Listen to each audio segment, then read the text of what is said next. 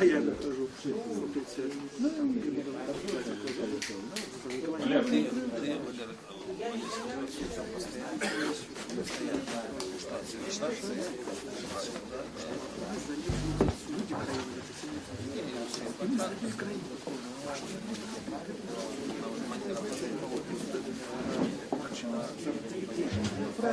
А я что, а ничего.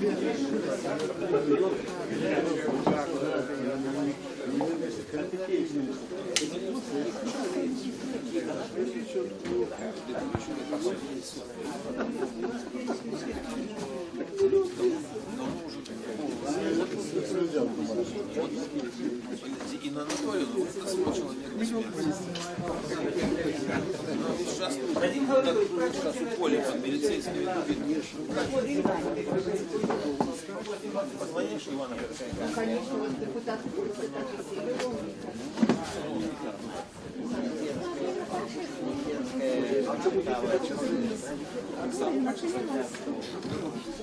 уже не Максим.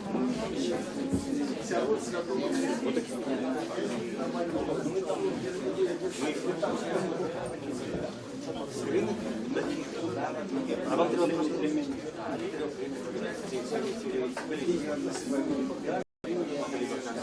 добре, ні, для вас є все.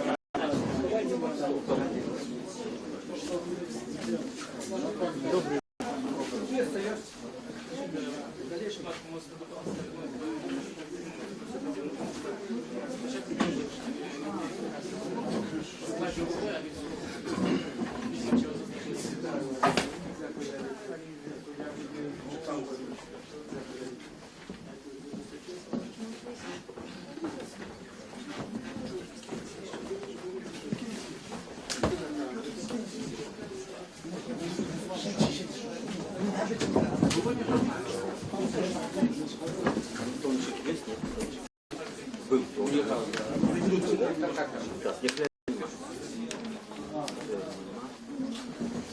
Геннадий, здесь вместе, проходь наверх. Северине думаю.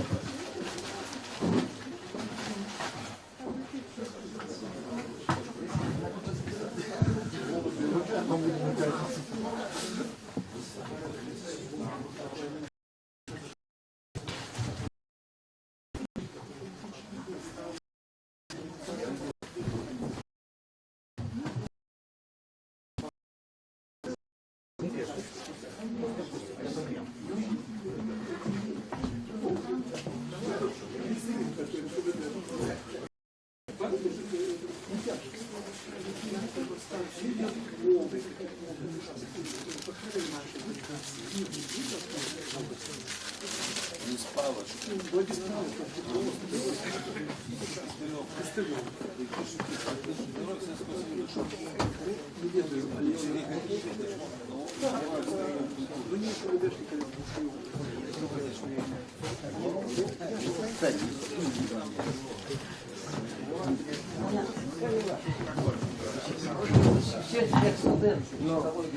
Добрый вечер, шановная громада, рассадживайтесь. Я Валер Калиновский, меня попросил мой коллега Сергей Навумчик, автор этой книги, 94-й, представлять его и вести презентацию его новой книги у серии «Библиотека Радио Свобода. 21 століття». Хочу так само вітати і нашу аудиторію у інтернеті. Зараз ведеться інтернет-трансляція на сайті Свободи, і нашу імпрезу можуть бачити інтернавти. Громада, яка знаходиться тут, і громада, яка знаходиться в інтернеті, можуть задавати питання автору.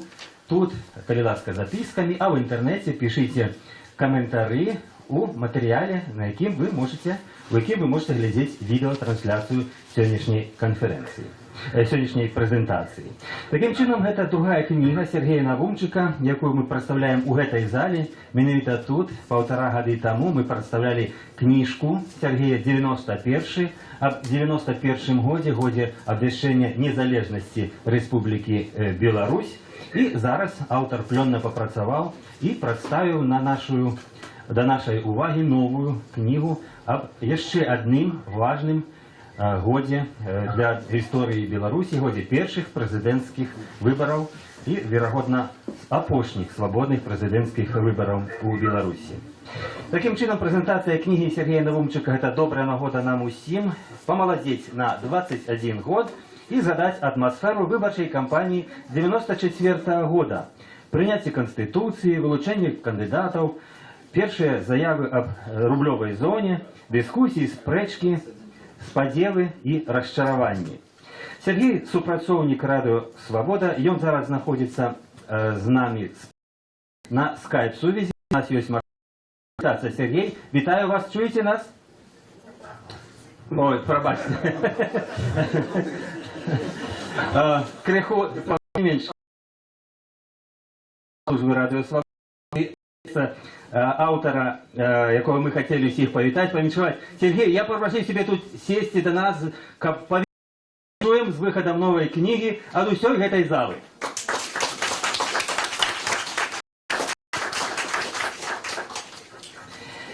Праз нейкую хвіліну я вам дам слова для выступу, таксама і для выступу директора белорусской службы Александра Лукашука. А давайте некалькі слов мы послухаем про особу Сергея Навумчыка, аўтара. Магчыма, многія з яго добра ведаюць, многія з вас яго добра ведаюць, але у інтэрнэце, магчыма, маладзейшае пакаленне і не зусім ведае гэтага актыўнага дзеяча беларускай апазіцыі пачатку 90-х. Некалькі словаў про Сергея Навумчыка. Сергей Навумчык нарадзіўся ў 1961 годзе ў Паставах. У 1964 годзе з бацькамі пераехаў у Віцебск. Скончыў факультэт журналістыкі БДУ, служыў у войску, працаваў у Віцебскай абласной газеце. У годзе быў ініцыятарам грамадскай кампаніі супраць будаўніцтва Віцебскай АЭС. Удзельнічаў ва ўстаноўчым прадпрыемствам «Артэрыялёг» і Беларускага народнага фронту. З сакавіка 1990 па студзень 96 дэпутат Верховнага Савету Беларусі 12-го склікання. Быў каардынатарам парламенцкай апазіцыі БНФ. Удзельнічаў у распрацоўцы і прыняцці дэкларацыі аб дзяржаўным суверэнітэце Беларусі, падрыхтоўцы законапраекту да нечарговай сесіі Верховнага Савету 24-25 жніўня 1991 года, на якой была адноўлена незалежнасць Беларусі. Аўтар шэрагу законапраекту. У жніўні 1996 года Навумчык атрымаў палітычны прытулак у ЗША. З 1999 года супрацоўнік радыё «Свабода». Сябра беларускага панцэнтру, лаўрэат літаратурнай прэміі імя Алеся Адамовича. Сергей, калі ласка, ваше слово як аўтара про тое, што вы хотите предоставить слово. Крыху так свой сценарий. Калі ласка, это твоя вечарина, можешь сам ее кіраваць. Координатор серии «Библиотека Свободы», директор белорусской службы Олеся Лукашуку. Олеся. Добрый день, шановные сябры.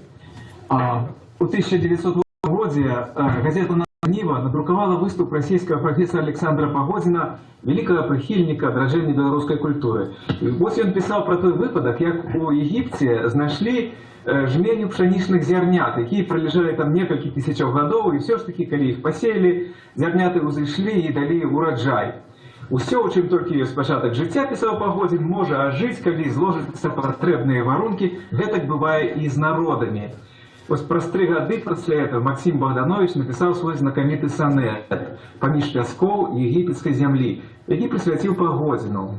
Сонет сканчаецца словамі: «Вот символь твой забытый край родный, зворушенный нарэшце дух народный, я верую, бесплодно не засне, а ўперад рынецца, маўляў, крыніца, которая могут на гучном кне, здалевши з глебы на простор пробиться».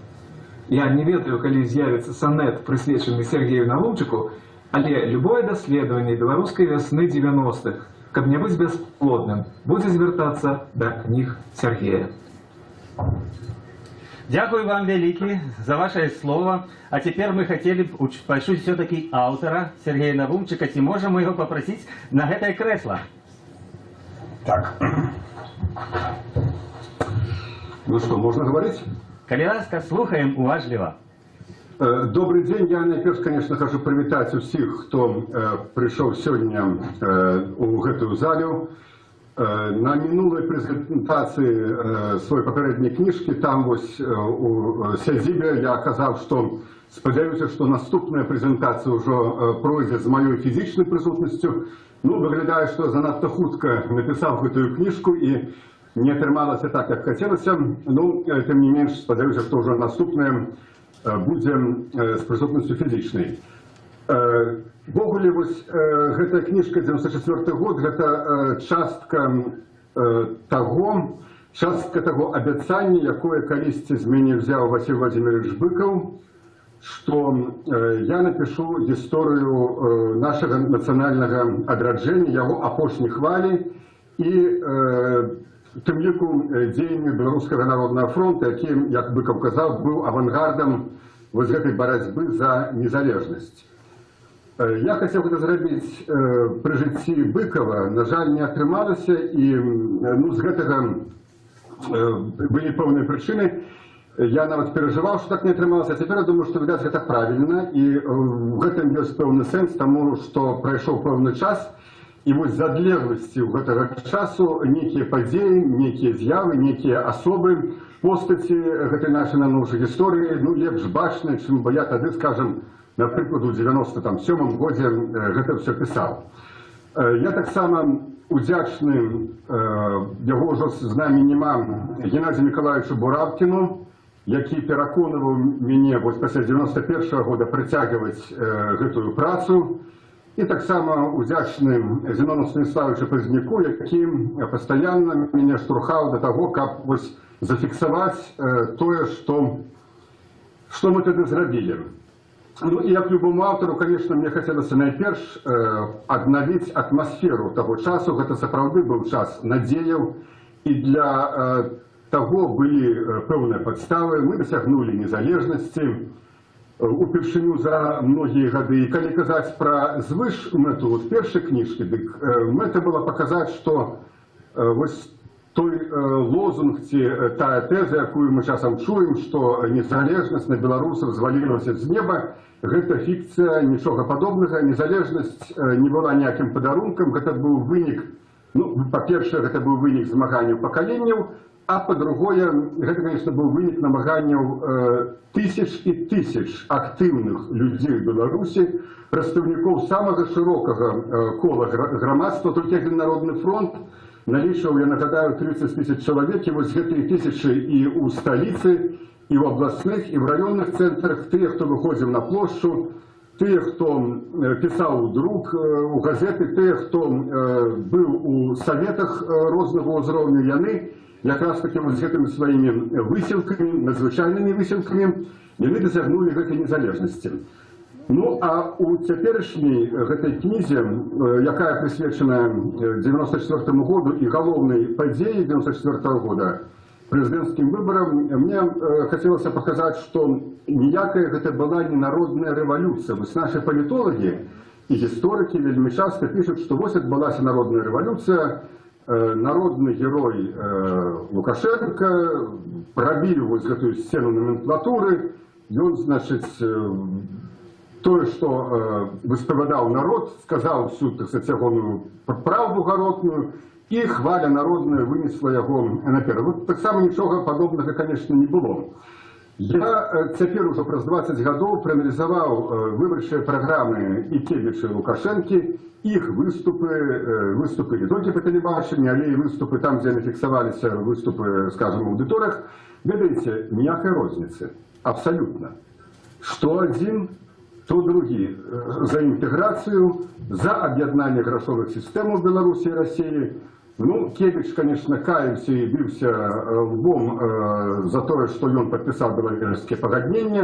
Лукашенко яго за гэта ругаў, але аб'ядналіся яны ў сваім імкненні хутчэй далучыць Беларусь да Расіі. Только адзінае, што, можа быць, Лукашенко хотел это сделать больше динамично и больше хутко, чем рабил это Кевич. Ну, зрештою, сам Кевич в своих мемуарах пишет, что яны с Лукашенком рабили одну справу, рабили одну мэту, это не привести до улады, зашкодить привести до улады Белорусскому народному фронту, Поздняку, яны Шушкевича там туда приплели. И Кевич пишет, ну а чия роля была больше его, Кевича, ці Лукашенки, хай, мовляв, час визначить. Так ось, это была такая, коли уже говорить у терминах, звыклых для нас терминах, это была антиконтрреволюция. Так само я поспробовал просочить некоторые эпизоды основных действующих особо в той кампании и пришел до таких, в неким сенсе для себя самого, сенсацийных высновов. Мне просто стало видовочно, что эти люди працавали нават не у своих неких интересах, уласных амбиций, а працавали на интересы суседней, усходней державы. Вось часам пытаюцца, чаму тады не ўдалося зрабіць тое, што ўдалося зрабіць у іншых краінах.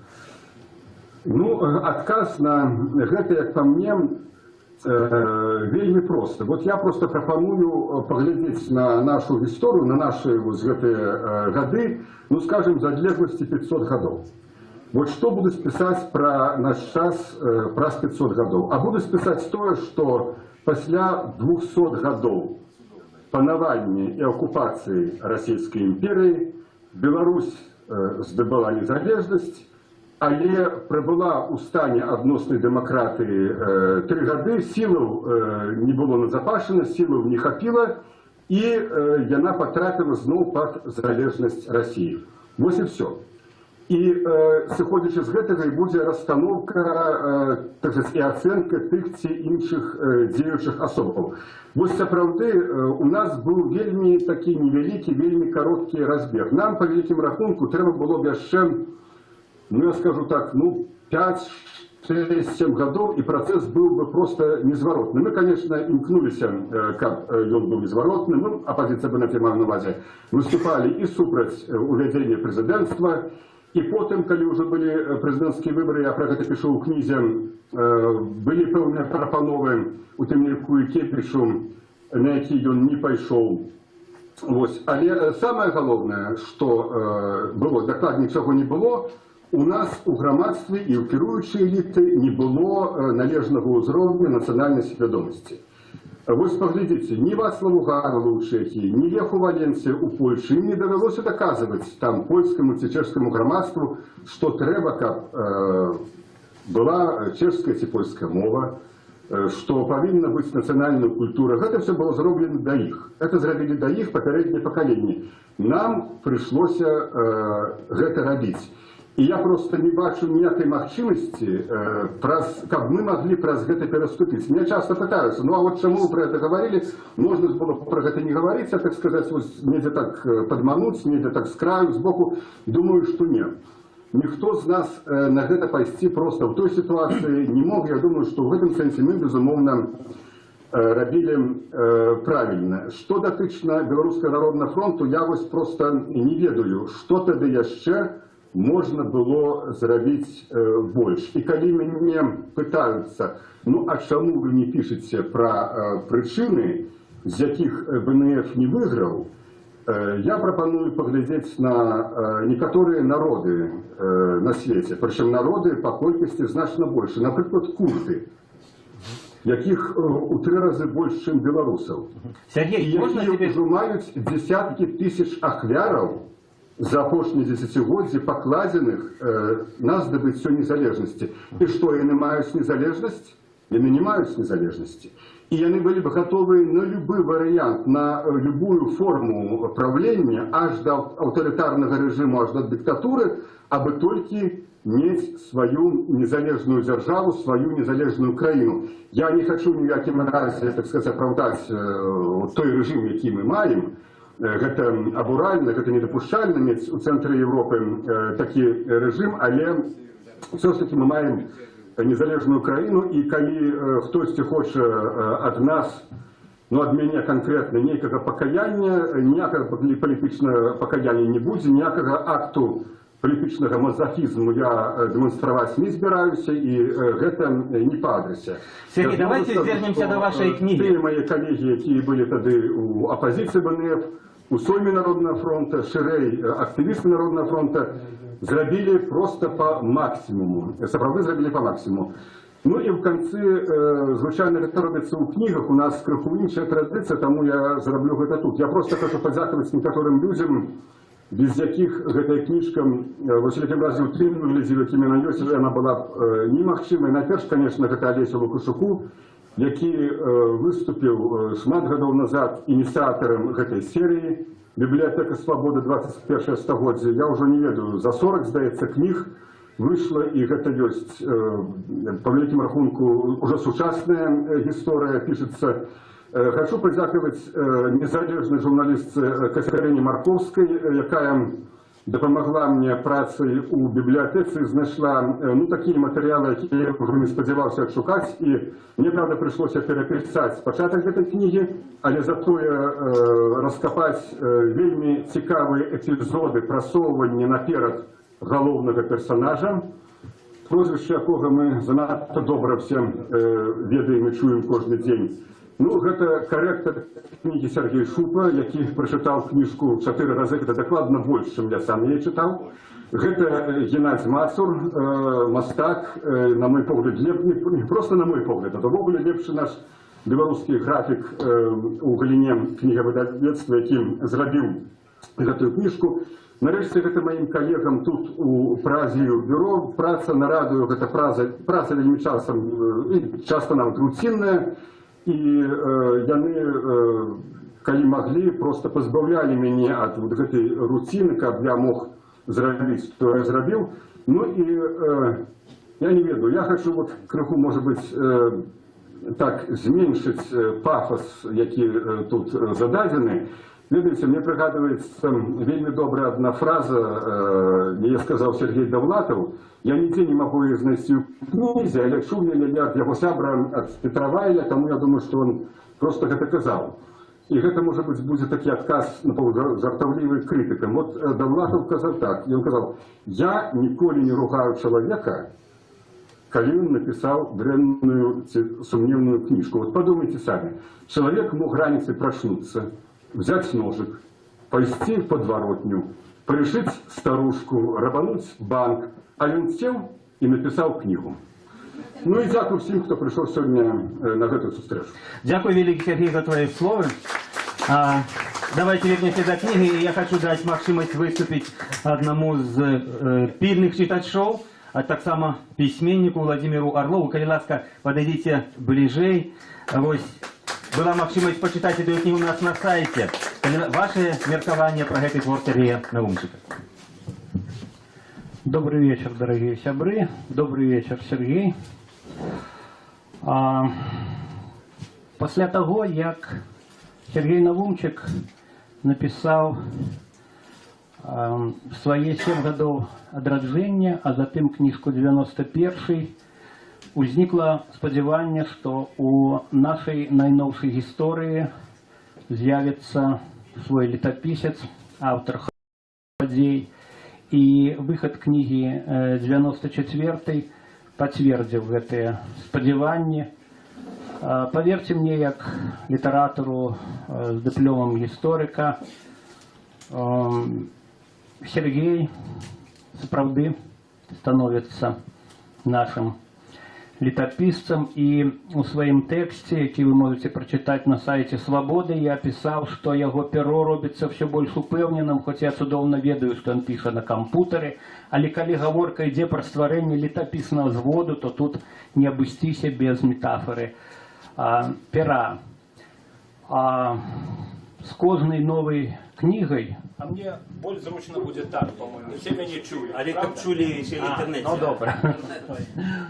С кожнай новай кнігай перо Сергея робіцца все больш упэўненым, і у гэтай кнізе ён не толькі аўтар хронікі падзеяў, ён і аналітык, ён палітолог, ён публіцыст, месцамі ён эссеист. И я хочу сказать, что мне доводится шмат читать, як сябру розных журы, и коли перед тобой безліч книг, то часом выбираешь такі падыход, читаешь самый пачатак и самый финал. Вот эта книга починается с того, что автора клича до телефону Вячеслав Кебіч, каб паведаміць яму, что на кандидата ў прэзідэнты Лукашенко здзейснілі замах на яго жыццё падлёзна, і што абвінавачваюць якраз яго каманду Вячеслава Кебіча.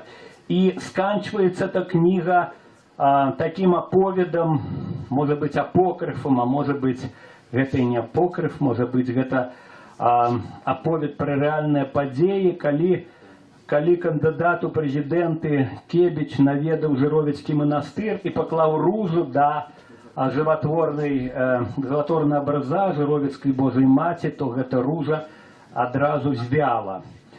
І калі нават нічога не ведаеш пра аўтара кнігі, то, паверце мне, хочацца прачытаць усё-ткі, што ж адбылося паміж тым званком і паміж гэтай ружай на тых 300 сторонак. Зноў жа, як гісторык паводле адукацыі, я хочу сказаць Сергею дзякуй за тое, што ён, развітваючыся вымушана з радзімай, замест нейкіх вельмі, можа быць, дарагіх яму рэчаў, паклаў сваю валізку архіў тых падзей, які цяпер дазваляе яму пісаць яго книги. Ну и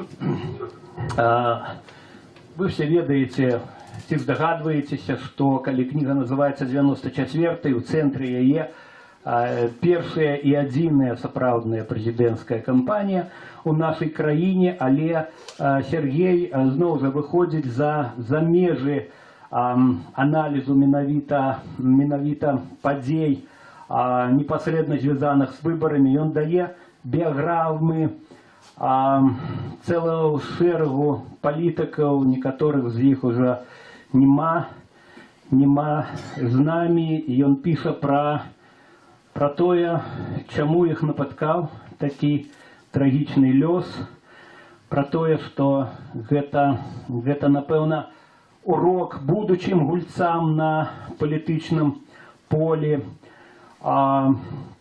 І тут найперш згадваюцца імёны Дмітрия Булахова і Віктора Ганчара, тых, хто хацелі, прывёўшы да ўлады свайго стаўленіка, адхіліць яго і кіраваць гэтай краінай.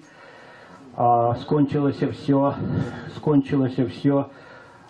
як мы ведаем, трагічна.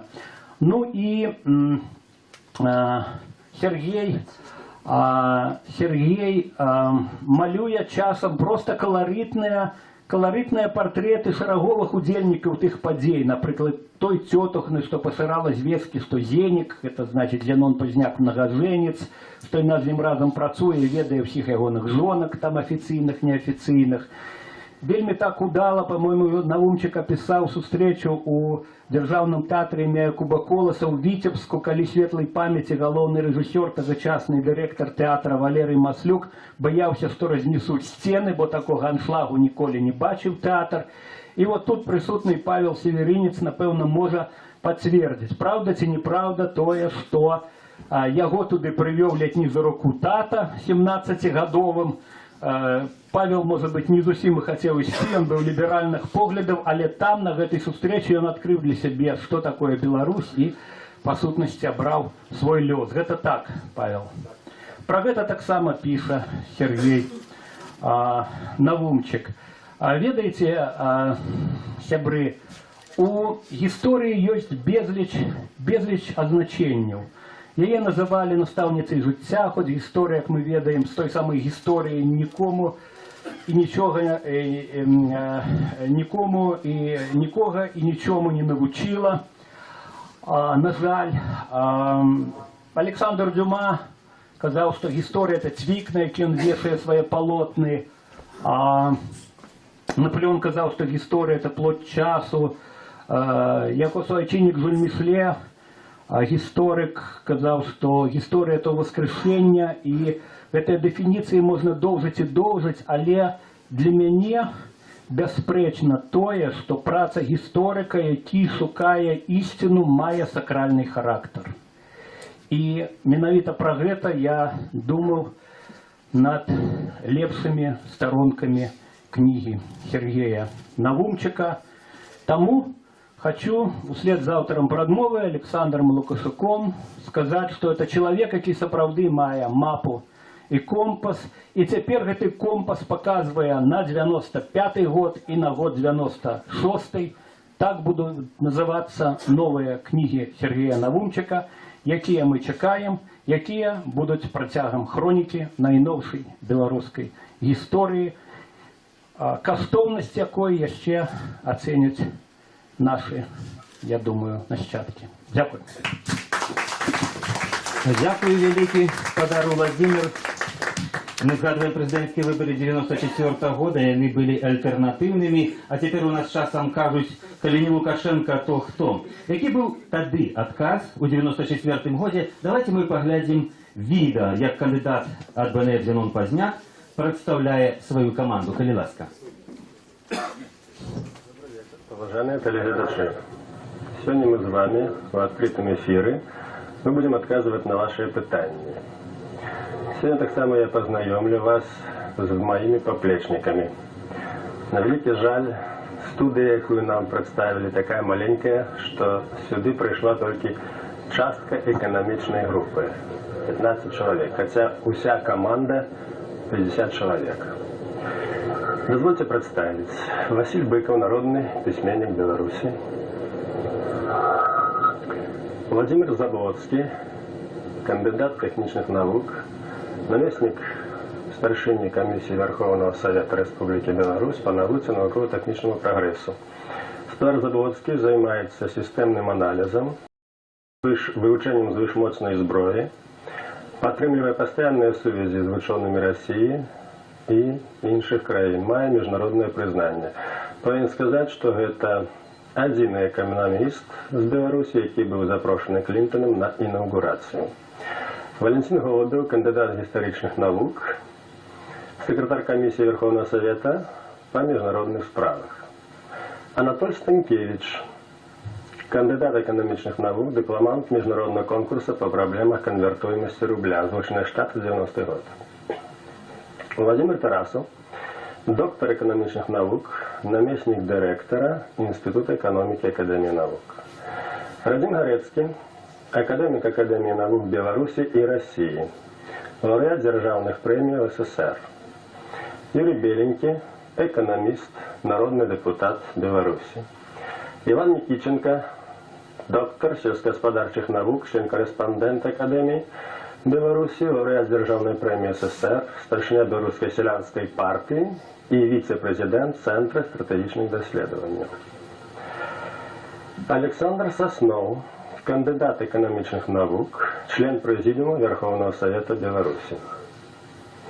Станислав Гусак, инженер-энергетик, наместник старшины Объединенной демократичной партии Беларуси.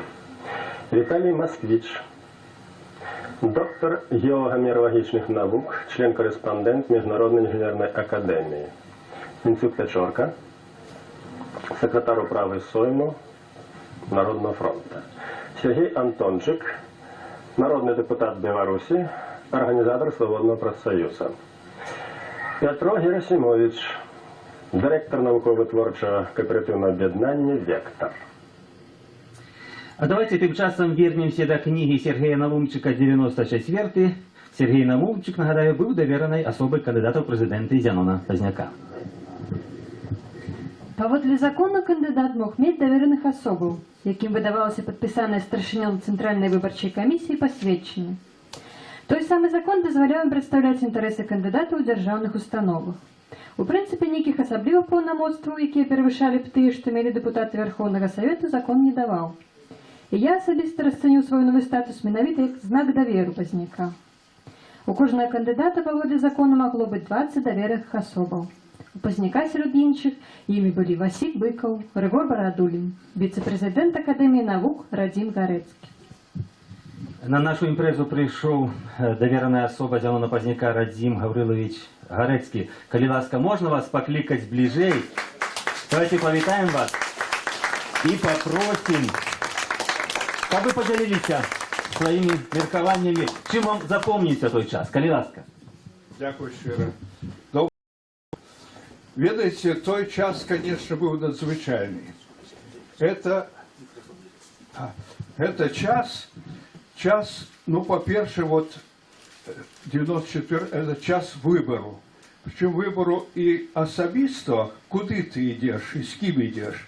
Ну и выборы первого президента, и это выборы, я бы сказал, надзвычайные, потому что они были, як ніколи, ну, сапраўднымі выборами, я бы сказал.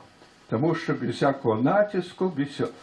Ну, вся у нас, конечно, мне это все пам'ятаються, эти дни. У нас, особливо людей, які були національно свідомими, які хотіли, щоб Білорусь була національна, сапраўдна, була демократична, для них это той час, я это по себе веду добре, ну, час, як би сказав, ейфорії. Тому що ми сподівалися, що буде все добре. І ніколи навіть подумати нам в голову не могло прийти, що здариться то, що здарилося. Это, ну, невероятно. И вот под этой вот... А тогда правда была, конечно, такая, ну, после большевизма, после КПСС, вот, что у нас была, ну, такая вольность, нас аж дивила. Ну, наприклад, тоді вибори були в Академії наук. Так само вибирали президіум. І перший раз за все життя Академії, і наогул перший раз, потім це все змінилося, тоді ми, ну, звичайно, видите, в Академії вибирають таким чином, що, ну, узгодняють з ЦК, там, і з іншими. А тут, тоді, значить, першим чоловіком був тоді Шушкевич, ну і Кевич. Ми до них прийшли, кажемо, от так і так, у нас вибори, значить, ми узгодняли хотіли. А вони кажуть, це ваша справа, як хочете. І це перший раз, коли справили. І, ведаєте, ну, конечно, вельми була складана ситуація, со всей вот это, ну, особливо, конечно, 94-й год. Это год, вот, коли, ну, так само, мы первый раз так вольно выбирали. И было кандидатов, мне здається, спочатку 10 мусить було, ну, а потім отсеивали туди-сюди, і зосталося всього, накольки я пам'ятаю, мусить 6 чоловік. Значит, был первый, это, ну, сам Кебич. Между прочим, вот правильно Сергей отзнал, что не хотели, как были президентская наша, хотели, как парламентская наша была республика. Кебич настолько был упевнен, что, конечно, як же так, вот, и он, его потребовала и, конечно, и Москва, и інше, что, и, ну, его был такий, у нього була така упевненість, що, конечно, він буде. Ну, і ще було, вот це цікаво,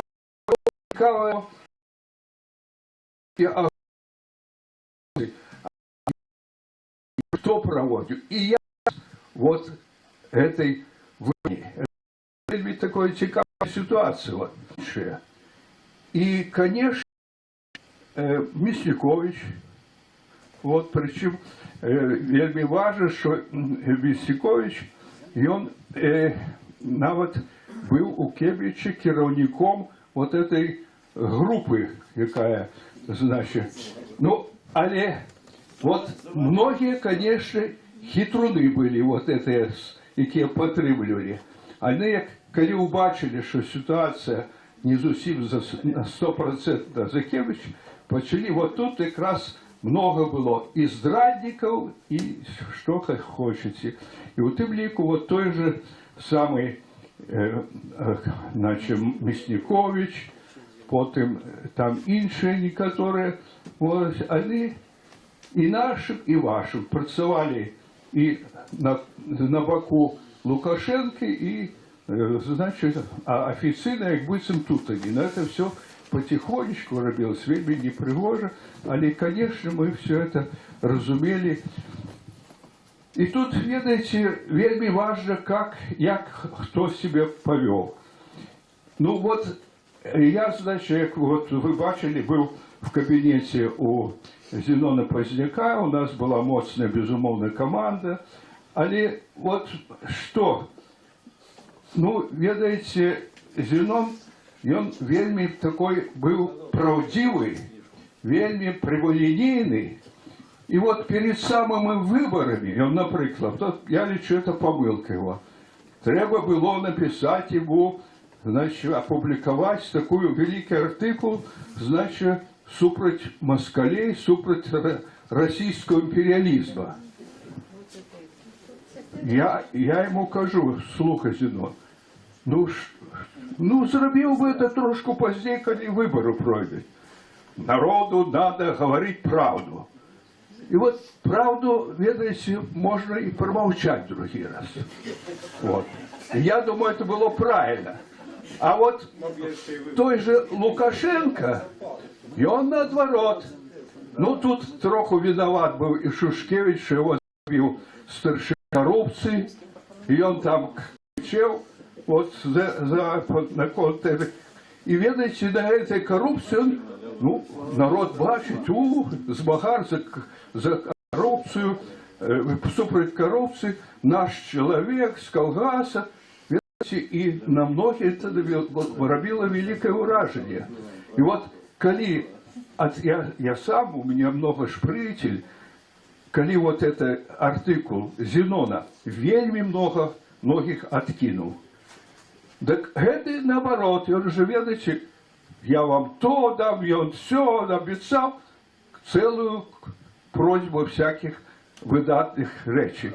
Ну вот, на холодильнике надо много чего. Но тут, видите, я не ведаю, что там еще книжку не читал, але хочу, конечно, сказать, что вот такая книжка, это выдатная наша з'ява, потому что без таких книжек, без той вот документальности, якая у Сергея есть, она вельми важная. И, конечно, дай Бог ему далей эту працу протягивать. Мы зараз ведь ведаем некоторые. Кравченко написал, Шушкевич написал, але кожен, конечно, по-своему. А коли мы бачили, так сюди зрозуміло, ну, можно некие больше объективные, правильные выводы.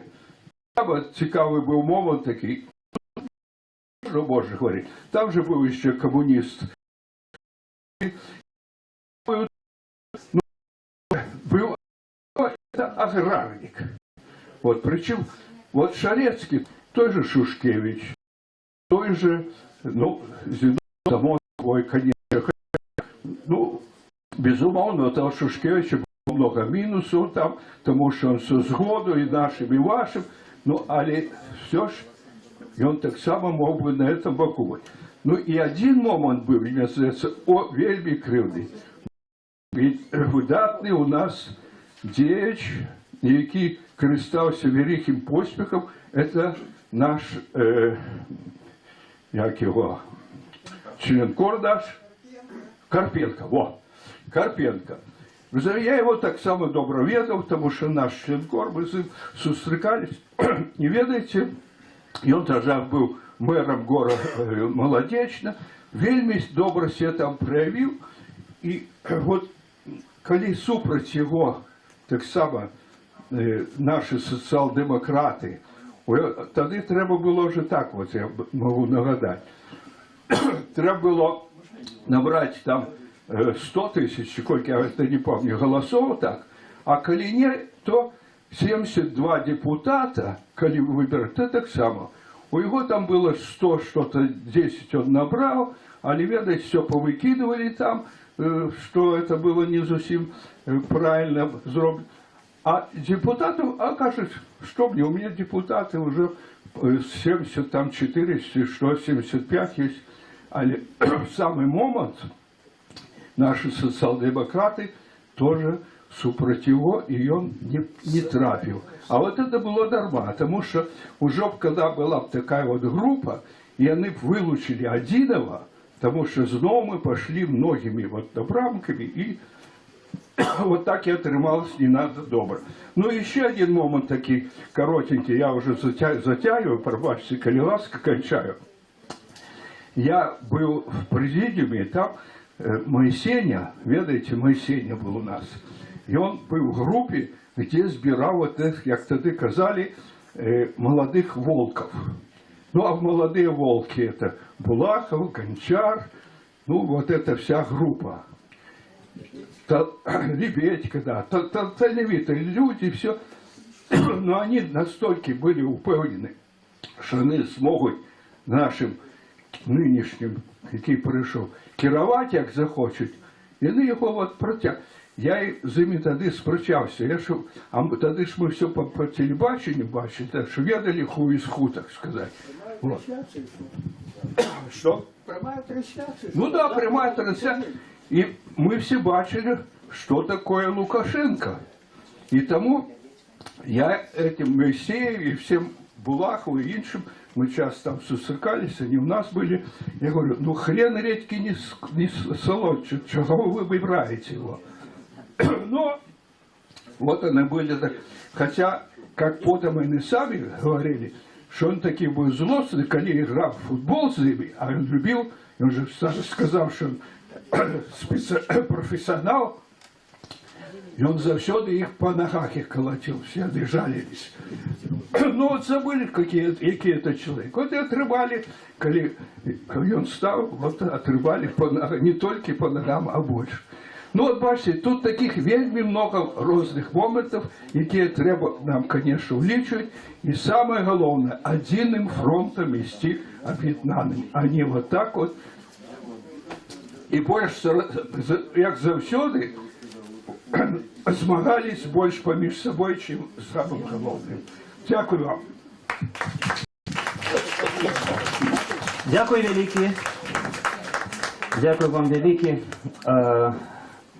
Радим Гаврилович був, наверное, особо Зенона Пазняка, а у книги Сергія Навумова є шмат радков, присвячених іншій народному письму Василию Быкову.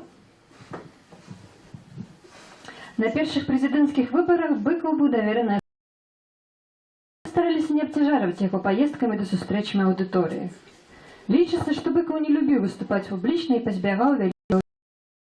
Напевно, и не любил, и позбегал, але в выпадку с Народным фронтом инакш. Во всяком разе с 1989 года, когда я имел магчимость познакомиться с ним близко, был не один десяток сустреч и выступов. І ось як Василь Быков патлумачыў свой удзел у камандзе Зенона Пазняка. Я прошу включить відео.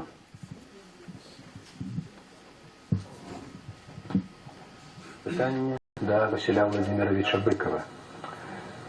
Якими мотивами ви керувалися під Зенона Пазняка у якості кандидата у президенти Республіки Білорусь? Мотивы простые. Менавіта Зенон, на мою думку, самый варты всіх магчымых кандидатов. Варты он у многих якостях. Потому что, найперш, своей деятельностью у Народным фронте белорусского народа. Я думаю, что, хотя у нас, конечно, людей вартых завсёды... Уже зусім. Давайте теперь у часы развитого интернета. Депутат оппозиции БНФ Сергей Грачук довел наклад 100 тысяч особников. Погоню, якую город не выдавал так само депутат-фронтовец Микола Маркевич. Выходили новины ВНФ до моменту, покуль Министерство информации не спынило их існаванне. Прихильно ставились до Народного фронту «Червоная змена» и газета Менского горсовету «Добрый вечер», а так само тыднёвік літаратуры і мастацтва. Культурніцкую беларускую пазіцыю займала адноўленая ў Вільні Сергеевым Дубаўцом «Наша Ніва». Але наклад усіх разам узятых вышэй названых газет не перавышаў накладу Савецкай Беларусі, А у Кебіча была яшчэ і Рэспубліка, і Знамя юнасці, абласныя газеты і раённыя. І ўсе на датацыях з дзяржаўнага бюджэту. І, канечне, пад поўным кантролем ураду былі самыя магутныя сродкі інфармацыі, якія захавалі прапагандысцкія функцыі – тэлебачанне і радыё. Я хочу сказаць з тых, каго Сергей Наумчык згадаў у гэтым урыўку сваёй кнігі тагачаснаму рэдактару Сергею Дубаўцу, пісьменніку і журналісту. Сергей, калі ласка, скажыце, чаму важна пісаць найноўшую гісторыю Беларусі і чым вартая мемуарыстыка?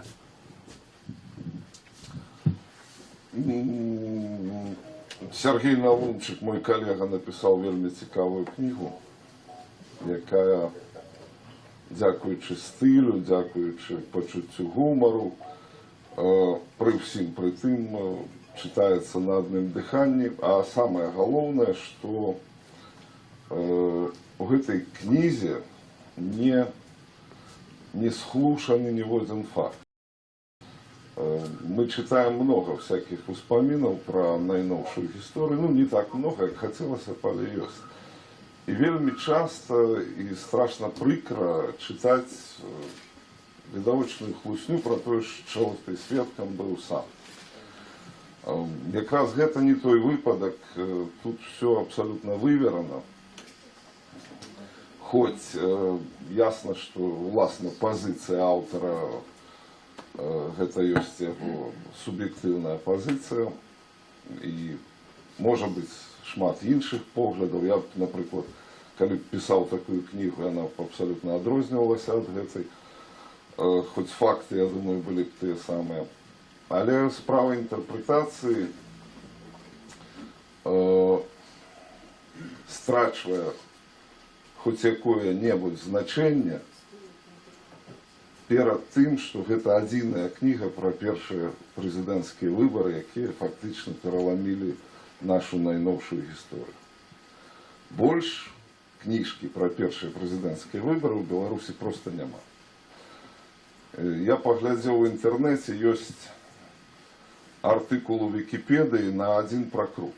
Просто отбылись такие кандидаты, такие тур, все. Что можно доведаться вот, тем, кто наразился уже в часы Лукашенки, просто про то, что было до яго. Никто этого ничего не ведает. Молодь у массе своей абсолютно тотальной, 99% не ведает, что было ранее. Яны выросли при гэтым режиме, яны абсолютно не маюць уяўлення. А кто был перед Лукашенком? Ну, редко кто скажа Машеров, больше-меньше угадая. Нехта Ленина назове Сталина. Это реальный стан абсолютно массовой исторической свядомости. Летась, калі было 20-годдзе этих выборов, вельмі шмат, якія, вельмі шмат, не так у нас і шмат, СМИ присвятили этим выборам такие ретроспективные артикулы, эссе, там, огляды. И я читаю, и не однойче, в комментариях под такими артикулами, вы еще нам 93-й год вспомните. Мовляв, навошта писать эту лухту, давайте там то, что отбывается сегодня. С советских часов абсолютно вернулась эта самосвядомость життя одним днем.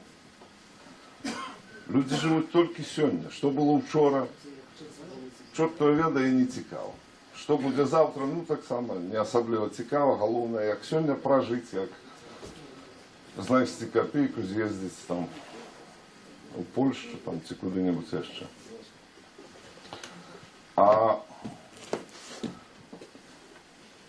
отсюль, вот, коли человек живет только этим днем, и коли он не ведает, кто он там, не всякий зараз молодой человек, який вырос при Лукашенку, скажет вам, что он белорус и живет в Беларуси. Вот, дали Бог. Я шмат з ким говорив, особливо, може бути, у регіонах, там буває, як у електричці заговориш, а чоловік не ведає, хто він.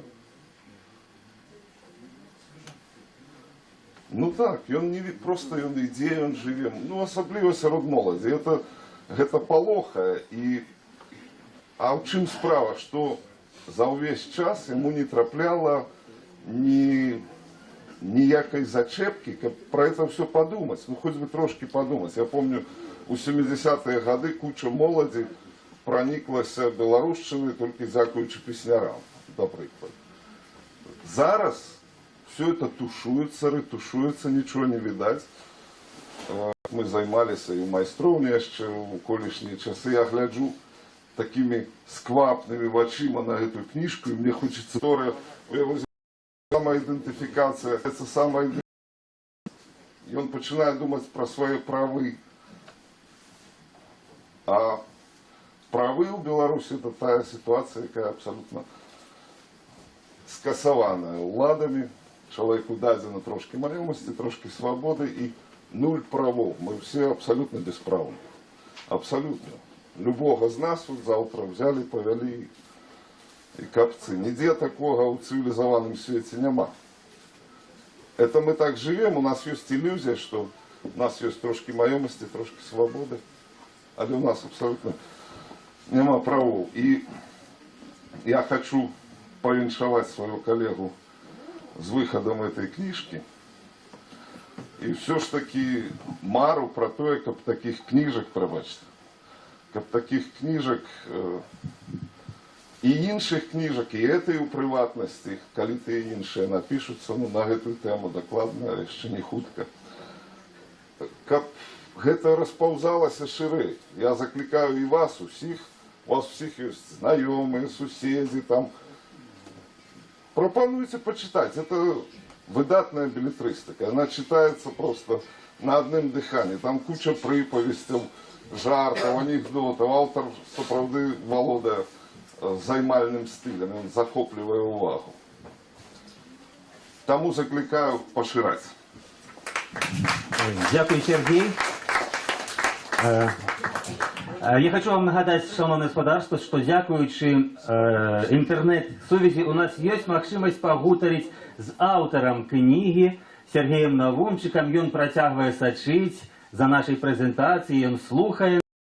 И можете задавать ему пытанні.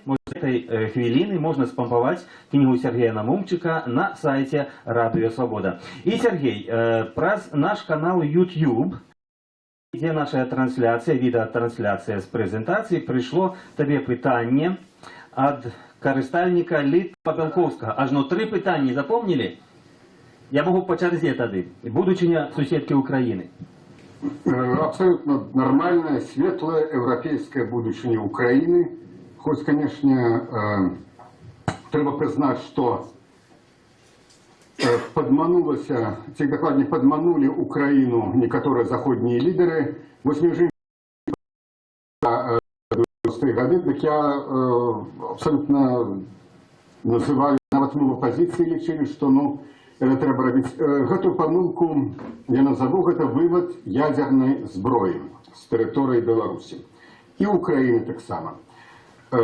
Адзіным апраўданнем гэтага ёсць хіба тое, што ну, мы верылі у тым ліку амерыканскім палітыкам і брытанскім, што сапраўды незалежнасць будзе нам гарантаваная гэтымі моцнымі краінамі.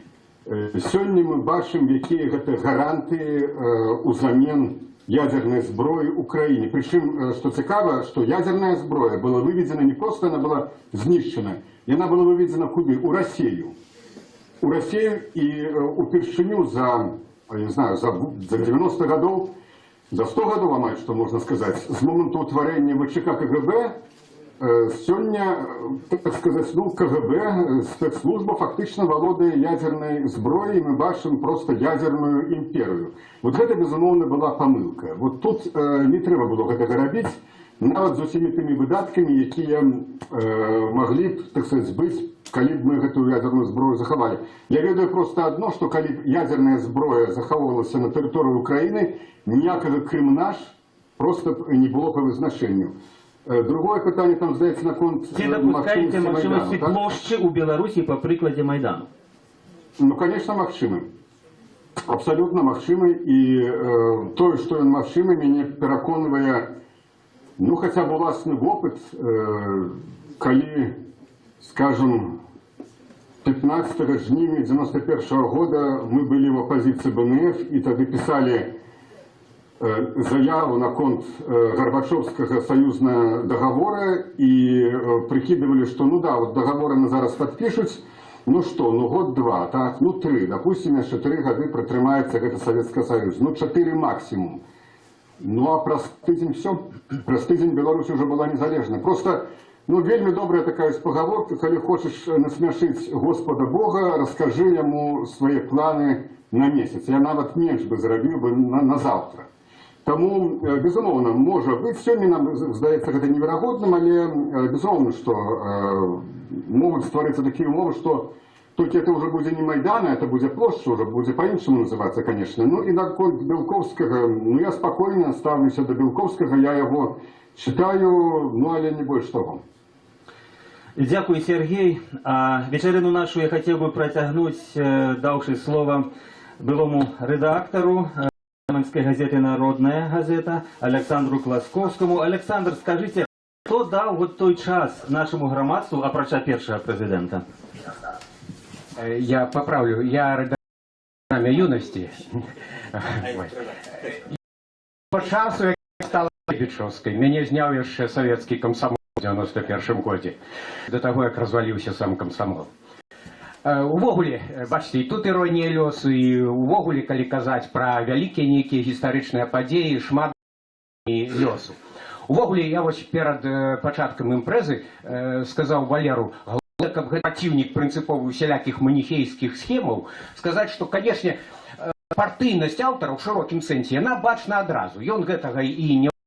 І ў гэтым сэнсе кніга вельмі суб'ектыўная. Рэч у тым, што я, працаваўшы тады журналістам, наша рэдакцыя, ужо тады, як я пачаў працаваць у «Народнай газеце», знаходзілася ў доме ўраду. Ведаеце, і мы ў курылках, прабачце, ў туалетах перасякаліся з тымі самымі людзьмі, з гістарычнымі дзеячамі. І, канешне, любое жыццё, яно болей складанае за любую ідэалогію. У гэтым сэнсе я паспрачаўся з пэўнымі рэчамі, калі адны людзі, напрыклад, у гэтай кнігі малююцца такімі рыцарамі без страху і папроку, а іншыя ў карыкатурнай форме. Усё болей складана і неадназначна. Але я думаю, што і сам Сергей, ён разглядае сваю кнігу не як нейкі канон, не як нейкі катэхізіс, дзе раз і назаўсёды дадзены адказы на ўсе гістарычныя пытанні, а як платформу для дыскусій. І ў гэтым сэнсе, як калега, як журналіст, я хочу сказаць і пагадзіцца з Сергеем Дубаўцовым, што гэта вельмі добрасумленная кніга. Таму што, як журналіст, ён апрацаваў, скарыстаў бездакорна велізарны масіў дакументальнай інфармацыі. І гэта інфармацыя сёння на вагу золата. І яшчэ, вось, што б я хацеў падкрэсліць.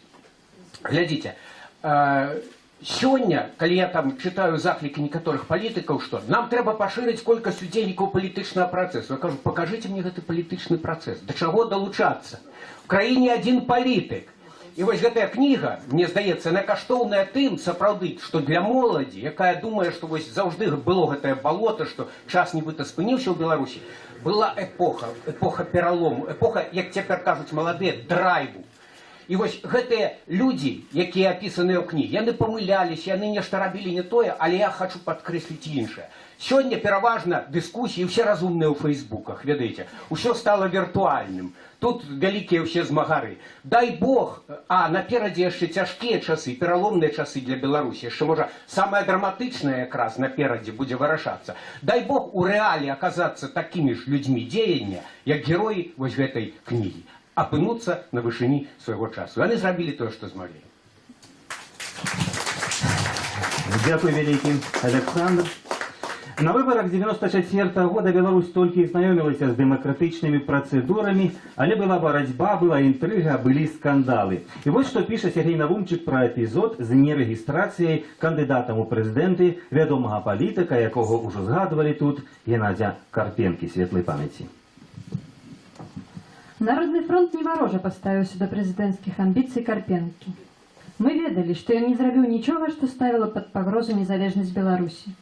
У адрозненне ад Шушкевіча, які ў 93-м і рублёвую зону падтрымліваў, і дамову аб калектыўнай бяспецы СНД падпісаў. што, між іншым, абвяргае сцвярджэнне пра нібыта няздольнасць пазняка да кампрамісу. Нідзе і ніколі ніхто з лідараў ці актывістаў БНФ не сказаў на адрас Карпенкі ніводнага дрэннага слова. Потым можна было сустрэць меркаванне, што паміж БНФ і Карпенкам існавала дамова. Дэпутаты ставяць подпісы, а ён дапамагае збіраць подпісы за пазняка ў маладзечні. Гэта няпраўда, ніякай дамоўленасці не было. БНФ быў упэўнены, што збярэ подпісаў нашмат больш, чым патрэбнае для рэгістрацыі 100 000. Так і атрымалася. Сабралі 232 000 подпісаў. Як вядома, некалькі дэпутатаў сацыял-дэмакратычнай фракцыі, якую узначальваў Олег Трусаў, у апошні момант адклікалі свае подпісы за Геннадзя Карпенка, што не дазволіла яму зарэгістравацца кандыдатам у прэзідэнты. Удзельнік тых падзей Сергей Антончык зараз мусіў бы знаходзіцца ў зале. Сергей ёсць?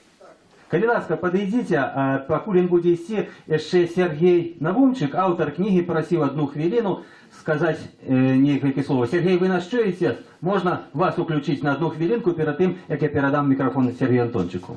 А я вам аддаю. Так, ну, может быть, не 1 хвілінку больше. Справа в том, что все персонажи этой книжки, як скажем, и книжки Сергея Дубовца «Майстровня», так, бо все это одна история, это одна история этой книжки, это особо гістарычныя. І тыя особы, якія са знакам плюс, і тыя особы, якія, як сказаў Саша Класкоўскі, выведзеную мяне, можа быць, некалькі карикатурным выглядзе, але сярод гэтых гістарычных асобаў ёсць асобы, акрамя што яны гістарычныя, яны яшчэ гераічныя. Вот, скажем, такой гераічнай асобай была Галя Семдзянова, якая 25 жніўня зашла на трибуну и стала, и просто не пустила до микрофону беларусы члена Политбюро Малаева. Потом уже мы его скинули оттуль, але вот гэта ейны першы штуршок, ён адыграў абсолютно гістарычную роль, потому что калі мы выкинули Малафеева, Дементей разгубился, обвясціў перапынак, и уже после перапынку мы приняли незалежность. Вот коллега говорит про хронологию. Вот Сергей узначаливал рабочий рух и узначаливал знаменитые страйки 91 года, якія просто, ну, цвікі, апошнія цвікі у труну коммунизма на территории, в всякім разе, Беларуси. И я бачыў, что гэта яму каштавала. Я зараз просто расскажу яшчэ одну историю, калі аднойчы позвонила, это уже, правда, было про Лукашенко, позвонила ягоная жонка, мне сказала, что знік Сергей Антончык. А тады был страйк на Менскім метрополитэне, метро спынілася, прислали з Москвы штрейкбрехераў, страйком был покладзены ОМОНом тваром на асфальт, а Антончик просто знік. Мы сели у машину, я, моя жонка Галина, Валик Голубев, депутат Верховного Совета, и объехали все, что мы могли объехать, КДБ, Генеральную прокуратуру, Министерство внутренних справ. Повсюль нам казали, что Антончика нема. Объехали и так само некоторые іншие войсковые частки, про якія ведали, нас не одразу пускали, але нам доказывали, что не, Сергея нема. Ну, ситуация была абсолютно экстремальная, потому что, да, он тогда был депутатом, яким мы все, депутат Верховного Совета, он был особо недотыкальный, хотя эта недотыкальность была порушена вот этим значным сбитцем депутатов в овальной зале, и уже прошла, вот так вот прошла у нас ночь, мы приехали у день у Верховный Совет, пошли с Валиковым Голубевым у покой до старшины международной комиссии Терешки, а там стояла такая система телефон «Тройка». «Тройка» это не ВЧ, это крыху рангом ниже, а это, ну, можно, так сказать, система сувязи поміж вышейшими службовыми особами. Я взял трубку и позвонил Лукашенко. Набираешь там 3 лишбы, выходишь на любого абонента. Ну, Лукашенко трубку не поднял трубку начальник его секретариата Урал Рамдракович Латыпов, який потім буде керівником адміністрації, ким він там, министром заміжних справ і так далі. І тоді він начальник його секретаріат. Ну, каже, що вам треба? Я кажу, мені треба Антончик. От ми зараз з Голубєм об'їздили все, що можна, його нема. Він каже, ну от ви занадто піднімаєте шум.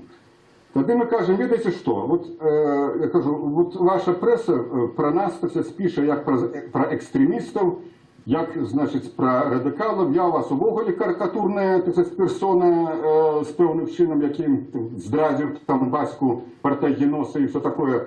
Я у вас радикал, вот вы, видите, что вы абсолютно правильно пишете. Вот вы зараз переконаетеся в тем, что ваша пресса пише правильно. Вот коли праз гадзіну Антончик не буде тут, як прес-секретар БНФ, акрамя што яшчэ координатор оппозиции, я збираю на Варвашэне 8 журналистов, у тым ліку замежных, а уже были аккредитованы и Рейтер, Associated Press, и Польское агентство, и ДФА, и заявляю, что по загаду Лукашенко Антончик забитый. Это для вас в администрации депутат парламента уже никто, а для замежных сродков массовой информации депутат, член парламента означает шмат. Праз гадзіну это все будет на первых полосах, а далей отмывайтесь, как хотите. Ну, Латыпов сказал, что знаете что, давайте, вы так не рвутесь, давайте мы про 5 хвилин с вами поговорим. Ну, давайте. Видать, так сказать, он пошел до Лукашенко, и сам Лукашенко при этом присутствовал словом, и он позвонил сам на этот номер. Да, между прочим, номер они зафиксовали, откуда за звонок. Значит, позвонил на этот номер и сказал, что ну вот Антончик уже вызволены, только скиньте гэтую, так сказать, хвалю напруженность, но потом мы уже за ним почали высветлять, кто гэтую хвалю гонится, это уже не важно. И сапраўды праз 40 хвилинов мы побачили Сергея живого. Так вот, гэтые сутки Сергей Антончик провел абсолютно в изолированном покое, в певный час завязанными вачима, под дулами 2 ці 3 ён удакладніць автоматчиков. И вот такие, так сказать, были часы, вот так усталёвалася диктатура. Але Сергей, сапраўды, ён быў, акрамя того, что он выходзіў в оппозицию БНФ, ён яшчэ быў вельмі близким сябрам Геннадия Карпенки.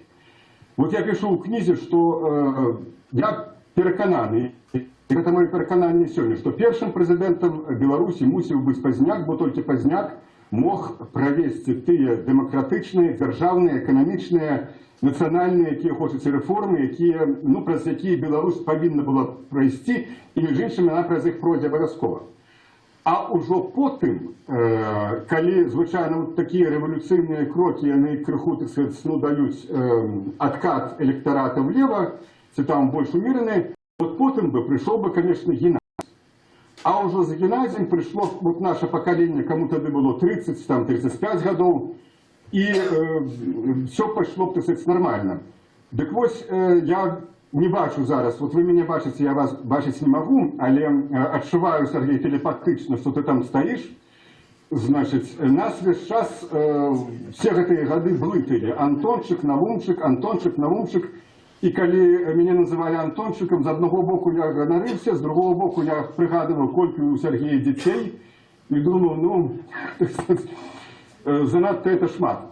Сергей, я хочу, как ты, вот говорили тут про всех нас, как ты рассказал про Геннадия Карпенку, и почав с того эпизода, як ты знайшов яшчэ одного сына.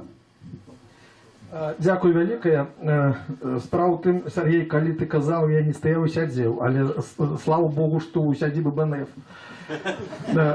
Я хотел бы вам сказать и, по-перше, подяковать за эту книгу, Сергей, тебе, потому что это сапраўды хронікі, хроніка того життя, того політичного життя, якое было на Беларусі.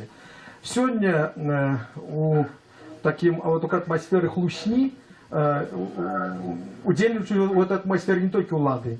И вялікая колькасць цяперашняй апозіцыі, она падтрымлівае гэтую хлусню свядома ці несвядома, тому что ніхто не хоча ведаць сапраўднай крыніцы праўды.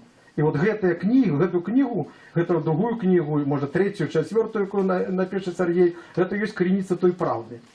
Я хотел бы зусім недавно тут выступал вельмі паважаны, вельмі бліскучы чалавек, так, чалавек, якім мы павінны ганарыцца, Радзім Гарэцкі, І він казав про те, що Позняк трошки казав по-іншому, то було б, може інакше. Я думаю, що у книгах про гэта написано Наумчика, і адказ будзе іншы. Калі Позняк не казаў так, як он казаў, то он быў Шушкевичем. А вынік у Шушкевича ведаеце які.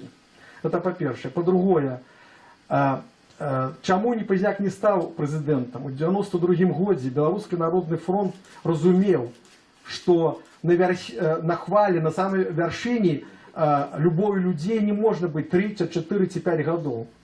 І пачаўся вельмі вялікая хваля адраджэння, то гэта павінна было нейкім чынам падмацоўвацца эканамічнымі стасункамі. Але Беларускі народны фронт не прыйшоў да ўлады. Ні разу, ні таго дня Беларускі народны фронт не быў пры ўладзе. Номенклатура, ведаючы гэта, пачынала руйнаваць усё, што звязана з дэмакратыяй. Они повышали цены и сказали, вот вам демократы. Вы хотели рынок? Вот получается рынок. Хотя в этот момент они разбурали все, что махчимо рынковое. Они сказали, вы хотели демократии, вот вам бандитизм на улицах и так далее. И у людей стало складываться чекание іншого героя. И Белорусский народный фронт разумел это в 92-м году. Кіраўніцтва вырашила провести референдум, який б дав махчимость БНФ прийти до влади в цей момент. У момент, коли ще чеканні були у громадстві чеканні перемов, змінів і перемінів. І тому Білоруський народний фронт інтелектуально переігруючи режим, який тоді був режим Кебіча, він прийняв правильне рішення. Але Шушкевич, это молодые волки, які входять в так званий демократичний клуб, вони проголосували все супроть гэтага референдуму. І таким чином стагнація на Беларусі стала працягвацца і працягвалась далей. Гэта гістарычны момент, гэта падзея, яка і той, хто разумее у палітыкі нешта, у паліталогіі он павінен зразумець, што вот ідзе хваля пад'ёма, у гэтай пад'ёма, напрыклад, Польшчы, прыйшла салідарнасць да ўлады, яна заклала падмуркі, после Валенсіі прыйшоў іншы чалавек. Пришел другі, третій, п'ятий, але вже був створений середній клас, змінилось економічне, моральне, політичний стан в Україні, і тоді вже це стало незмінно. В 92-м году, коли Белорусский народный фронт провел референдум, то мы пришли до влади 100%. И там не было ни одной номенклатуры, были закладены в подмурок экономичные, змяненні, і тоді гэта прывяло да палітычных зрухаў. І тоді ніяк ніхто б нічого не мог змяніць і цяпер. Вы спытаеце, а чаму не прыйшлі, а чаму БНФ тады не змог зрабіць так, каб референдум прайшоў? Пра Верховны Совет рассказываю у книгах Наумчики, может депутаты рассказать. У Верховном Совете депутатов от оппозиции было не шмат. Людей, які падтрымлівалі эту невялічкую групоўку, было не шмат. Але самае галоўнае, у Беларусі 70 гадоў камуністы рабілі прышчэпку ад дэмакратыі. 70 гадоў руйнавалі паняцці інтэлігентнасці, паняцці, была інтэлігенцыя, савецкая інтэлігенцыя, якая бачыла свой выхад і свае, будучи толькі ў Маскве, калі туды пераходзіла ўся эліта, руская так званая, савецкая эліта.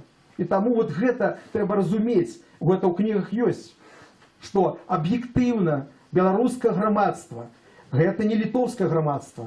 Гэта я бы сказаў, што гэта адзіны Донбас. Разумееце? І калі Расія стала ставіць свайго ставленніка, свайго Януковіча па фаміліі Лукашэнкі, калі Расія сюды прыехала і стала праверяць, што галоўнае для Украіны пытанне, якое вельмі ўзрушыла людзей, гэта несправедливость и коррупция. И когда Лукашенко ездил в Москву, несколько депутатов, его там приняли высокие ФСБшники. И когда они приняли решение ставить на Лукашенко, а не на Кебича. Потому что Кебич у громадстве, у любови, и когда страчивается, и как это отбывается. Это все политологическая наука, люди повинны это разуметь. Что тычется Геннадия Карпенко, я его на самой справе его любил, и он был мне, ну, як быть сам старейшим братом, был просто меня старейший по возрасту. Мы сустракались с семьями, ездили за грибами, ходили на разные фестивали, он меня запрошал и так далее. Справа ў тым, што ён сам асабіста, будучи магутным чалавекам, але ён сам лічыў, што ён пачатку хацеў быць мэрам Мінска. Ён вельмі хацеў, каб стаць мэрам Мінска, паспрабаваць кіраваць вялікай горадам, 2 мільёнам горадам, і пасля гэтага пайсці на краіну. Зноў з пункту гледжання паліталогіі галасуюць людзі за легенду. Такой легенды быў Пазняк. Але я скажу, чаму, я зноў хочу паўтарыцца, але да гэтага часу, за 2-3 гады, не прыйшоўшы да ўлады, калі стагніравала эканоміка, і калі прапаганда кебічаўская казала, што вот вся ваша древная жизнь ад таго, што бенефовцы хочуць гэта рынка і хочуць гэта анархіі, то тады, конечно, в гэты момант стаў адваротная, так скажем, з'явіўся такі ідэя ў людзей, такая хваля, што вот, то есть люди пошли по упрощенной схеме, як калісьці пісаў адзін из вельмі бліскучых палітологаў Польшчы. Я читал вот артыкул, які анализировал, кто такі Лукашенко и так далее. Он показал, что это вынік той советизированности краіны. И мы зараз такой вынік видим. И гэта працягивается, вот эта стагнация, моральная стагнация в Украине. Вот гэта я хотел вельмі, потому что я вельмі поважаю Радзіма Гарэцкага, это просто наша эліта беларуская. Але трэба разумець, что калі Пазняк подбирал іншыя словы, то он бы все равно не стал президентом у той бок. И он просто стратил бы свою опору, он бы стратил тое, что повинно быть у такого политика, как у Пазняка. Гэта надея, гэта... Вот сегодня мы начинаем, люди читают, Россия империя напала на Украину. А мы, как Пазняк сказал, сколько годов назад. И все, что зараз отбывается, мы читаем Пазняка высновы, и мы бачим, что он 20 годов тому казал. Але гэта не принималось громадством и не могло приняться громадством. Вот и все. Я прошу прощения, что я так долго про это кажу. Что тычется Карпенко, то я вам хочу сказать, что гэта был вельмі яркий, вельмі мужный, вельмі добрый человек. Ён, як бы, ассоциация такая, калі я про его узгадываю, это, як бы, вот будучыня, элитная такая групповка молодых, свежих, разумных, толерантных людей. Але якія прыхільнікі дэмакратыі, той жа Маладэчны, першы камень был покладзены, и помнік ахвярам был якраз у Маладэчнай. Он хотел зрабіць эту краіну солнца. Он вельмі паважаў Пазняка, и он лічыў, что Пазняк это на самая гістарычная особа. Мы памятаю, приехали в Маладэчнае, проводили могутный митинг на стадионе, а ён, будучи директором завода парашковой металлургии, ему мясцовая номенклатура пропонувала выступить в оборону мясцовой, так скажем, партийной номенклатуры. И когда он послухал выступления и Пазняка, и інших, кто там присутничал, и он вышел, и он стал говорить усім інших то, что ему хотели от него чуть местная номенклатура. И он выказал свой внутренний вот такий стрижень, який був у Карпенки. И он, тому он спокойно ставився до этих выборов, и он лічив, что ему треба подрихтоваться, и он бы стал бы наступным президентом 100%. Але на вялікі жаль, ви самі ведаеце, што адбывалася потым з тымі людзьмі, якія засталіся тут, не з'ехалі. Тыя людзі, якія прэтэндавалі па сваім узроўню, па сваёй харызме на тое, што каб кіраваць гэтай краінай. І я хацеў бы зноў падкрэсліць, што ставіцца да гэтай кнігі трэба можна па-рознаму, але там галоўна знаходзьце, шукайце правду. Вот это самое галоўнае, што там ёсць. Это ёсць такія хронікі. Я вот паглядзеў да сіджу, пачытаў, все вот усплываю в память, так что было. Есть стенограмма, есть и все. И чтобы зараз кто не казал, вы можете перепроверить, переглядеть и бачить, где есть коренницы правды. Дякую за увагу, пробачте, я вимушений достатньо довго подати. Дякую великий, Сергей, що я шмат про что поговорить, але каб оживить крыху тую атмосферу, крыху отпочить от долгих размов, давайте поглядим здымки, якія змешчаныя у книге Сергея Навумчыка 91-х, фотогалерею, и крыху окунемся у тую атмосферу 94-го года. А я буду комментовать, коли кто не познает. Билл Клинтон у Курапатах, побач з ім Зенон Пазняк, 17 студеня 94-го году. Два пальцы дал вечером Кебіч Олександру Лукашенку під час реєстрації у Центральній виборчій комісії. Цілу руку не дав. Мітинг на 3 липня БНФ не пустили на площу Перемоги. Мітинг у парку Янки Купали. Василь Быков.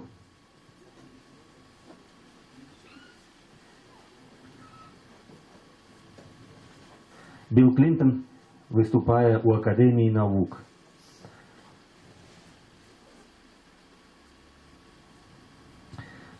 Булахов Дмитрий. Один из молодых волков Александра Лукашенки. Митинг там же у парку Янки Купали на 3 липня. 8 бачимо Сергія Антончика і інших представників опозиції БНФ. Пресова конференція. А це виступ по телебаченню, уривки, з якого ми глядели сьогодні 2 уривки. Василь Быков, Зенон Позняк рихтується до живого ефіру. Федута і Лукашенко в часі першої пресової конференції після виборів, здається. Вельми виразний факт. Так. Станіслав Шушкевич підписав домову о колективній безпеці в апошній день 93-го года. Гэту композицию вітали уже в 94-м году. ОМОН, шераги милиции не пускали на площадь Перемоги. Еще один поплечник Александра Лукашенки Виктор Гончар.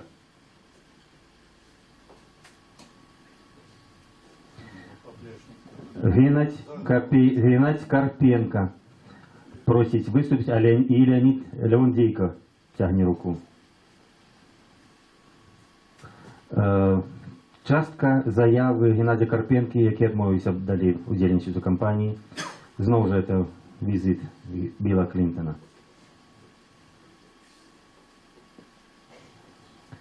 Олександр Лукашенко хоче виступити у Верховному Совєті. Одразу після обрання щасливий новий президент.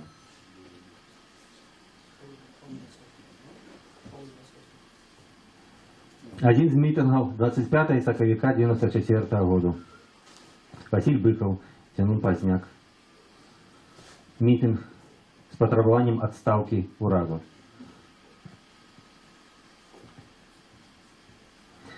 Знакомитый поцелуй Кебича и Черномырдина. И шли до Рублевой зоны, не дошли. Посвідчення Зенона Позняка як довіреної особи, Сергія Наумчика як довіреної особи Зенона Позняка на виборах. У Пінську так зустракали кандидата у президенти Зенона Позняка.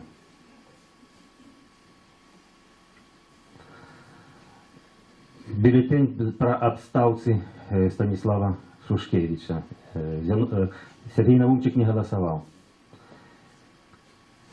Леонид Синитин, перший керівник адміністрації Лукашенки. Так, это уже повтор с дымком. Ну вот мы угадали поглядели на ту атмосферу. Я хочу Петра Садовского коротко так, что тут его наибольше уразило, и на что хотелось акцентовать увагу. Я хочу только практично зробити одну заувагу. Як амбасадор, у 94-м году я провел в Беларуси суммарно уже месяца 3, а так был там, у Німеччині. Але перш за все ж таки то, що говорили інші, вельми вдячний Сергію за те, що він завжди дає документи і цитує їх. От тепер, що у нас так, молодь, чого нема в інтернеті, значить того і не було. І от коли почитаєш у Наумчика, по-моєму, я ще в той книжці, у самой першей навод, он, по-моему, перший написал, что наш президент был сярод 26, якія не приймали удел у голосовании. А усюди і тепер публічно, і в Москве, і не в Москве, і он каже, я был один, кто голосовал супротив ратификации Беловежских погоднений. У меня дома есть копия, значит, этого протокола голосования. 26 не удельничали, у Тимильку ён. Або, коли почитать, не ведаю, может, и есть. Коли мы в парламенте разбирали инцидент выстрелу у Лёзна, и вот выступал тогда наместник старшини КДБ Лавицкий, тогда амбассадор в Израиле, и он, комиссия разобралась, куля, якая ішла у эту, была выпущена под углом 35 градусов. Это значит, ну, коли стреляют за кустов, ну, 80, там, я не ведаю, ну, 90 наўрад ці. Так вот, кажа, відаць, узяў у пісталет у руки Чичанков и, не вылезаючи з кабіны, може, п'яний би, узяв і стрелів під вуглом 35 градусов. Ну, вот, коли протокол такий человек почитає, одразу зрозуміло, что это такое. Вот. Но это такая заувага. Теперь агульная. Хотел бы сказать, вот, як усё это успрымалася там за мяжой. Вот.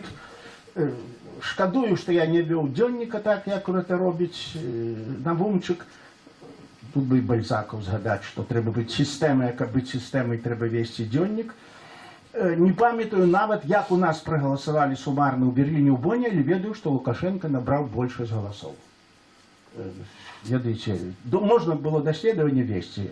У нас у амбасадзе 4 ці 5 чалавек галасавалі за Пазняка, дакладна ведаю.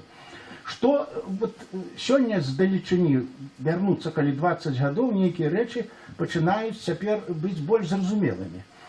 Як згодны з тымі, хто выступаў з Навумчыкам, што і Кебіч, і Лукашенко рабілі адну справу. Галоўнае было, каб толькі Народны фронт не перамог.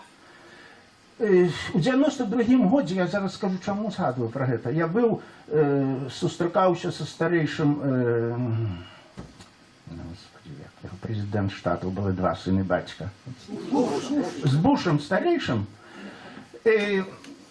І яго гэтыя людзі, мы пакуль ехалі дарогай з Вашынгтона ў Монпелье, это гадзіна з нечым, вот гэта яго памочнікі, яны атрымалі нейкую неарыенціроўку, нехта ім з расійскай амбасады даў даведку. Вот прыязджае нейкі там старшыня камісіі па замежных справах, і ён нацыяналіст, ён прадстаўнік нацыяналістычнай партыі.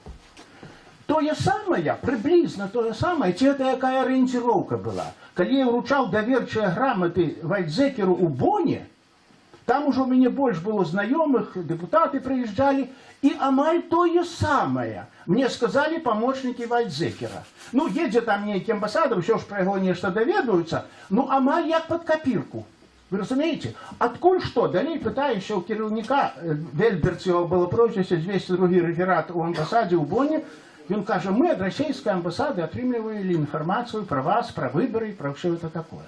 Вы разумееце, цяперака вот з адлегласці 20 гадоў глядзіцца, наколькі Расія працавала увесь час, ну гэта нічога новага. Але для мяне цяпер гэта вельмі зразумела, якія звесткі яны давалі пра нас.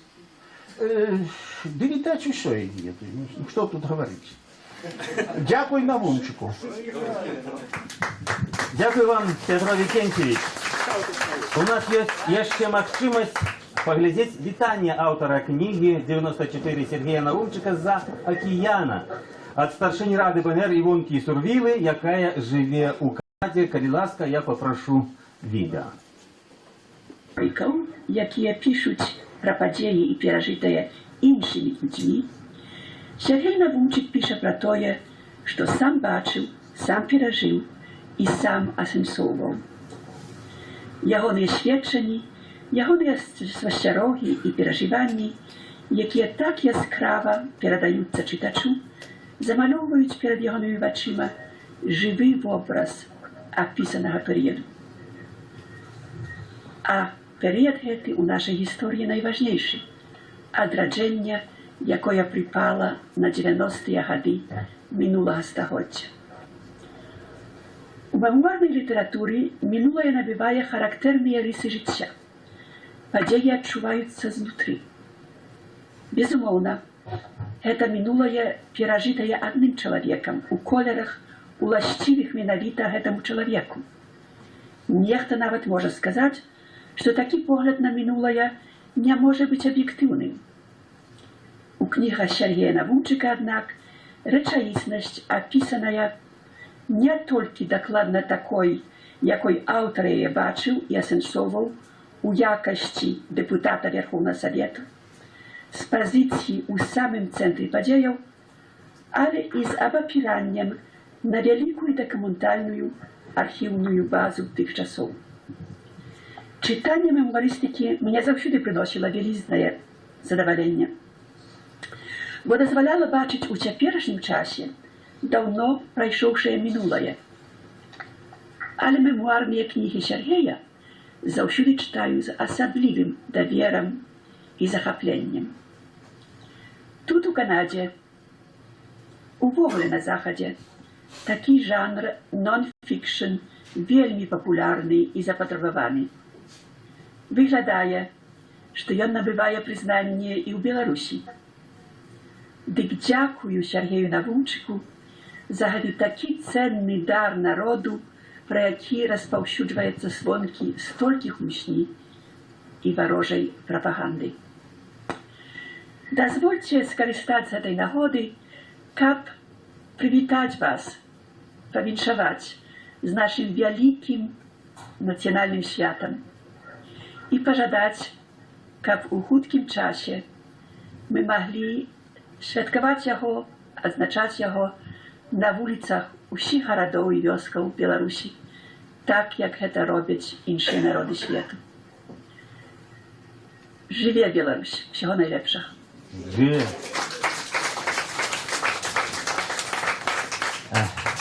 Неўзабаве мы будзем святкаваць праз 2 дні, сапраўды свята Дзень волі.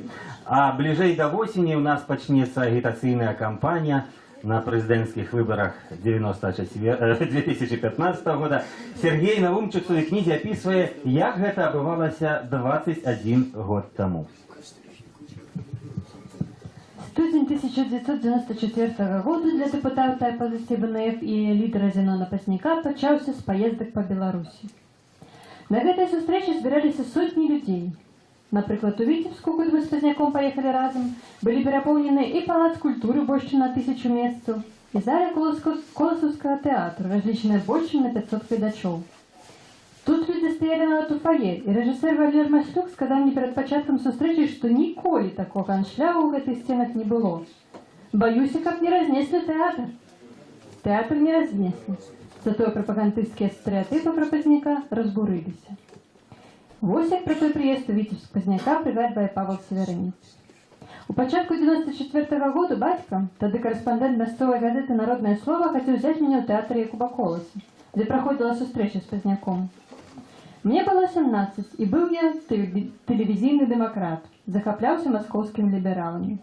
«Пазняк?» – перапытаў я, будучы пад прапагандовымі штампамі тых часоў. «Хадзем, хоць паслухаеш сам чалавека», – настойваў бацька. 3 гадзіны, якія слухаў Пазняка, перавярнулі маё светаўспрыманне. Ён адкрыў мне, што такое Беларусь. Напрыканцы выступу я пляскаў у ладкі стоячы. Вырашыў запісацца ў БНФ. Тая сустрэча сталася ў палітычным сэнсе для мяне вызначальнай. Павел Северынец у зале. Наши, я разом с нами хочу запросить и испытать не про 94 год, про это сказано у книзе, было процитовано, а спытать Павла, как представника молодой генерации белорусских политиков, как вы думаете, ці будут альтернативные свободные выборы еще в Беларуси, ну, принамсі такие, как 21 год тому? Дякую великі. Канешне, веру ў тое, што вольныя выбары ў Беларусі будуць. На жаль, мяркуючы па ўсім, не ў 2015, але все-таки верым, што хутчэй, чым здаецца. Таму што ёсць Гасподзь на свеце, ну і не век жа, як кажуць, Беларусі быць пагарджанай. Што 1994 года, гэта праўда, у кнізе няма той рэплікі, якой я сустрэў прапанову бацькі. Прыйсці на сустрэчу з Пазняком, я так хмыкнуў, запытаўся: «Пазняк, што я фашыста не бачыў?» Тады, яшчэ тады быў той самы рускі мір. Ён называў фашыстамі ўсіх, хто не з Масквой. І можна сабе уявіць у 17-гадовага хлопца, который по тэлевізіі хварэў за дэмакратыю, было такое вот уяўленне пра Народны фронт і пра Пазняка. Дзякуй Богу, што бацька ўзяў мяне на гэтую сустрэчу. Я убачыў ту перапоўненую залю, якая спачатку у Віцебску вельмі шмат было на той час прыхільнікаў славянскага сабору, камуністычнай партыі, якія спачатку галёкалі, як толькі Пазняк пачынаў гаварыць. Але ён казаў, гэтыя некалькі гадзінаў, якія ён казаў, сталіся вызначальнымі не толькі для мяне, бо заля таксама уставала і пляскала ў ладкі. Дык вось для мяне это сапраўды стала вызначальным. Я ўжо ў 94 годзе паўдзельнічаў у першым сваім мітынгу пад чырвона-белым сцягам, у 95 годзе прыйшоў Беларускі народны фронт. Затым мы з сябрамі пачалі малады фронт, і пайшло, як кажуць. Але тады вось гэтых 3 гадзінаў канцэнтраванай праўды мне хапіла. І зараз я закликаю тых, хто не ведае, альбо просто адчувае, дакладна не можа сфармуляваць, што такое Беларусь, якая была гісторыя, як за яе змагались, на чыіх плячох сёння стаім мы, которые спрабуем абараніць дзе свабоду, дзе правы, дзе беларускасць. Дык вось я хочу попросіць, возьмите гэтую кнігу ў свае рукі. Калі ласка, патратьце некалькі гадзінаў на чытанне. І гэтыя 300 сторонак канцэнтраванай гістарычнай праўды дадуць вам магчымасць не згубіць гады, а то і цэлае жыццё. Таму што вось гэтыя, паўтаруся, 300 сторонак канцэнтраванай гістарычнай праўды, это тое, чаго востра не хапае нашаму сённяшняму пакаленню. Асабліва прашу маладых людзей. Таму дзякуй вялікі спадару Сергею за гэтую кнігу, выдатную кнігу, за гэтую гістарычную праўду. І сапраўды паўтару следам за Івонкай Сурвілай. Будуць яшчэ вольныя выбары. Жыве Беларусь! Дякую вялікі, Павел. Наша імпрэза пакрыху набліжаецца до конца. Я прашу зноў вывесці на экран Skype, сувязь з Прагай. Сергей, ці чуеце вы нас? Ад аўдыторыі яшчэ ёсць пытанні да вас. І першае з іх, Павел з Берасця, пытаецца: спадар Сергей, ці будзе працягнутая ваша серыя кніг пра 90-е?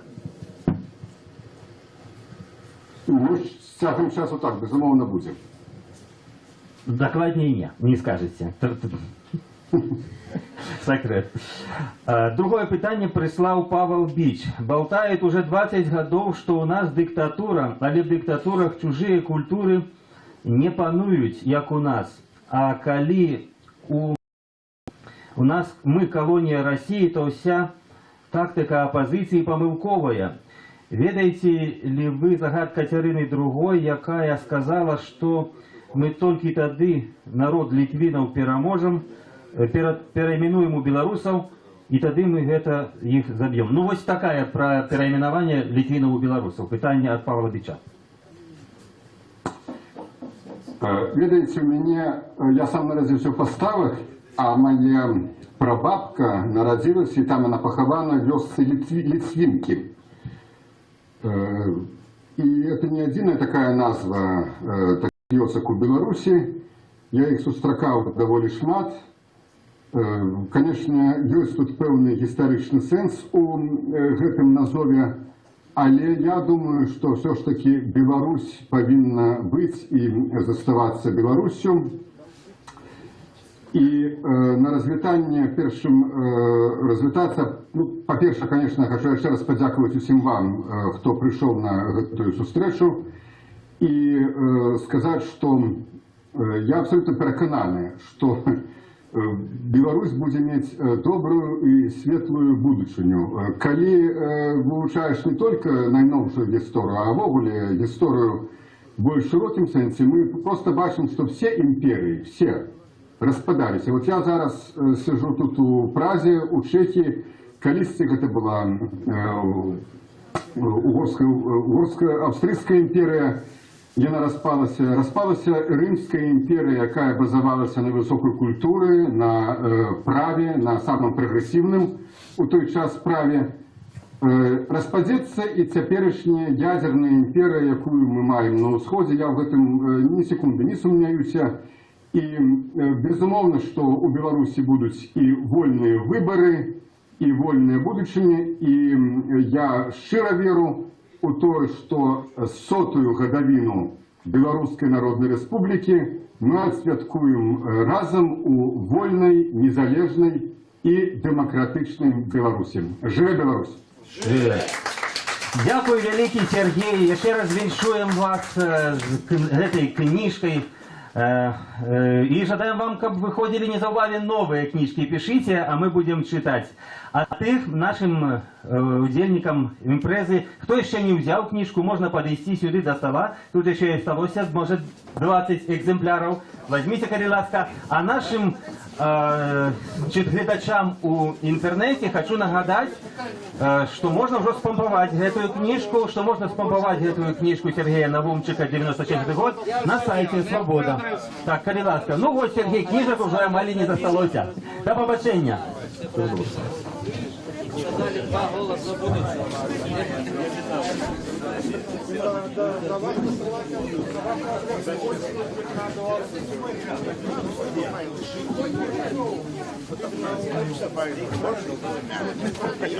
Мы повинны для человека. Вы выступаете умудренно. Ну ладно, добрый.